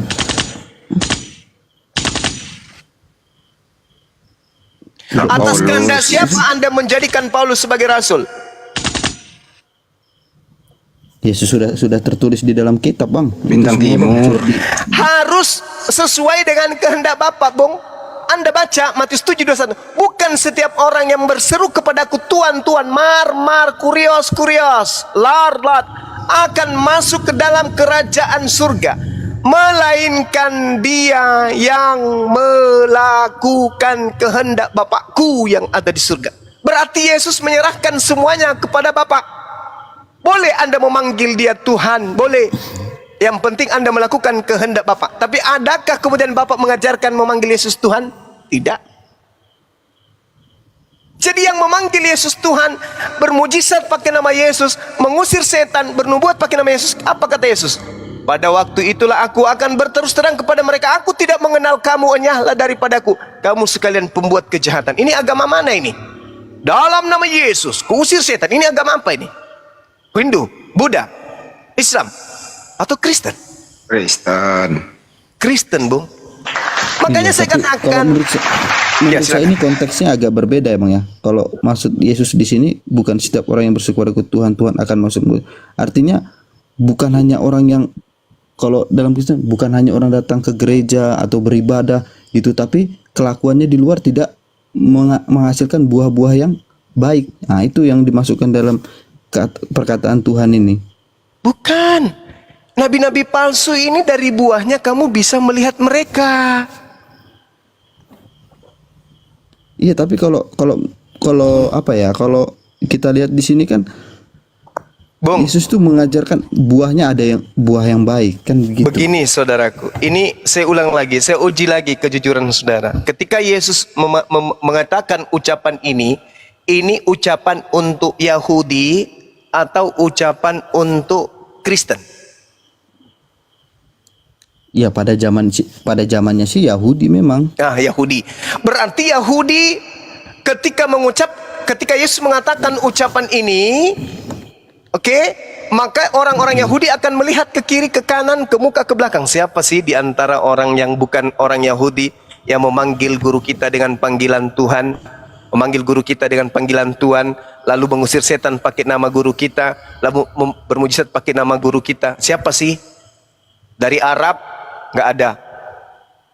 Dari Asia siapa ya?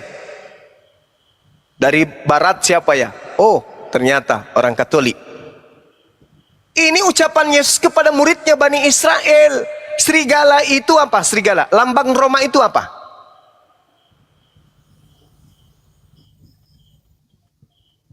Serigala. Orang pertama sebelum orang Indonesia memanggil Yesus Tuhan itu orang Roma. Orang pertama yang bermujizat mengusir setan, bernubuat pakai nama Yesus itu orang Roma. Orang Indonesia ini belakangan, nanti masuk kemudian orang Inggris, orang Jerman dan orang Belanda, baru ada Kristen Indonesia. Yang pertama yang dimaksud Yesus di sini adalah Katolik pertama kali. Mereka lah yang dimaksud buah-buah dari pengajaran nabi palsu, dan Anda penerusnya. Atas kehendak siapa orang Roma kemudian makan babi? Elohim? Bukan. Ibadah minggu Elohim? Bukan. Menyembah Yesus Elohim? Bukan. Makan babi Elohim? Bukan. Tapi mereka mampu bermujizat. Kenapa? Karena mereka adalah pasukan dan malaikat dari bintang timur, Halal bin Zakar. Sederhana itu. Saya kalau jadi Anda, Bung, Anda masuk dalam kategori ini, memanggil Yesus Tuhan. Pendeta-pendeta Anda mampu mengusir setan, mampu bermukjizat, mampu bernubuat. Itu pendeta-pendeta dan pastor-pastor Anda. Anda masuk dalam lingkaran ini. Nah, apakah Anda bagian dari yang baik? Deteksi diri Anda. Tanya, atas kehendak siapa saya menjadi Kristen? Atas kehendak siapa saya menyembah Yesus? Atas kehendak siapa saya merasulkan Paulus? Atas kehendak siapa saya makan babi? Atas kehendak siapa saya tidak bersunat? Atas kehendak siapa saya ke gereja? Atas kehendak siapa saya ibadah minggu? Tanya. Kalau Anda sudah menemukan dalil-dalilnya bahwa itu Bapa Elohim yang datang kepada Abraham, Ishak dan Yakub yang menginginkan kemudian Anda melakukan hal tersebut, silakan Anda lanjutkan. Tapi kalau tidak, siap-siaplah. Kalau Anda tidak keluar dari kelompok itu, maka siap-siaplah diusir oleh Yesus dan dikatakan kalian semua adalah pembuat kejahatan. Ingat Matius 13:50, pembuat kejahatan dilemparkan ke dalam api neraka yang menyala-nyala. Inilah kemudian yang dikatakan oleh Al-Quran, Bung. Karena Al-Quran ini kan datang belakangan kemudian melihat kemudian orang-orang Kristen, maka Allah Subhanahu wa taala yang Maha menyaksikan menerangkan kepada kami umat Islam. Apa kata Al-Qur'an? Bismillahirrahmanirrahim. Wa idza khusyiran nasu kanu lahum a'da wa kanu bi ibadatihim kafirin. Apabila manusia dikumpulkan pada hari kiamat, apa yang mereka sembah akan menjadi musuh bagi mereka, dan apa yang mereka sembah mengingkari pujaan atau pemujaan yang mereka lakukan kepadanya. Ternyata terbukti di dalam Matius 7. Apa yang mereka sembah, Yesus, menjadi musuh bagi mereka. Enyahlah daripadaku, kalian semua adalah pembuat kejahatan. Ini Al-Quran mengatakan itu. Al-Quran. Wa idza husyiran nasu, Al-Ahqaf ayat 6.